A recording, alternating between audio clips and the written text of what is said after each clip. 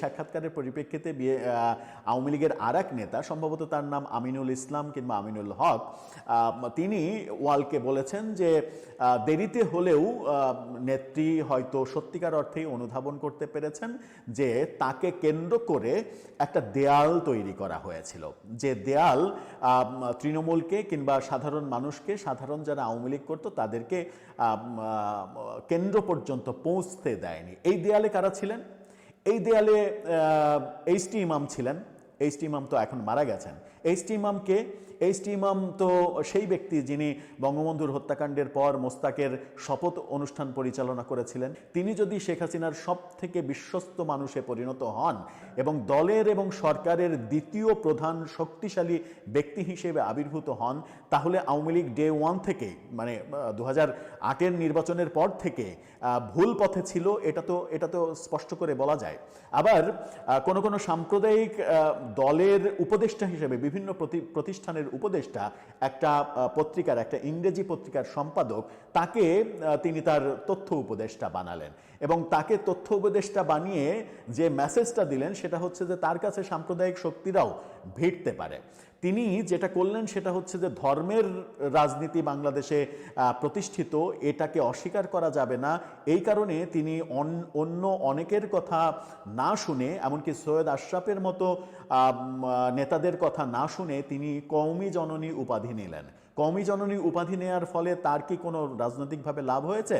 নাকি 24-এর আন্দোলনে আমরা দেখেছি যে যাদের জননী হয়েছিলেন তিনি, তারাই তার পতনের আন্দোলনে সব থেকে বড় ভূমিকা রেখেছে।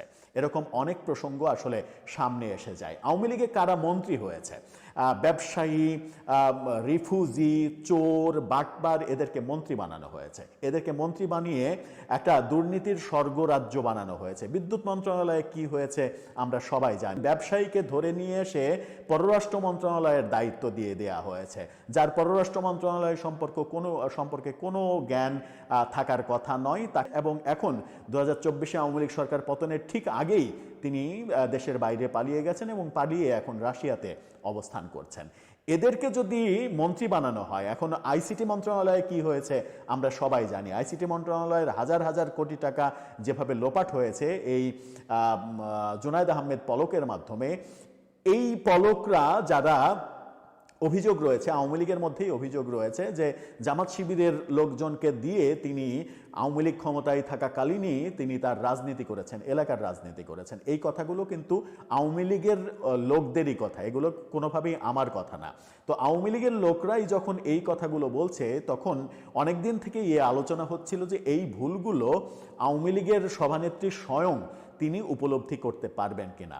16 মাস পরে, সরকার পতনের 16 মাস পরে দ্য ওয়ালের সঙ্গে সাক্ষাৎকারে এই অংশটা, এই প্রশ্নের উত্তরে মনে হলো যে তিনি অবশেষে অনুধাবন করতে পেরেছেন যে তিনি ভুল মানুষদের বড় বড় জায়গায় বসিয়েছিলেন এবং সেই বড় বড় জায়গায় বসানোর খেসারত দলকে দিতে হয়েছে এবং দল একেবারে নিঃশেষ হয়ে গেছে।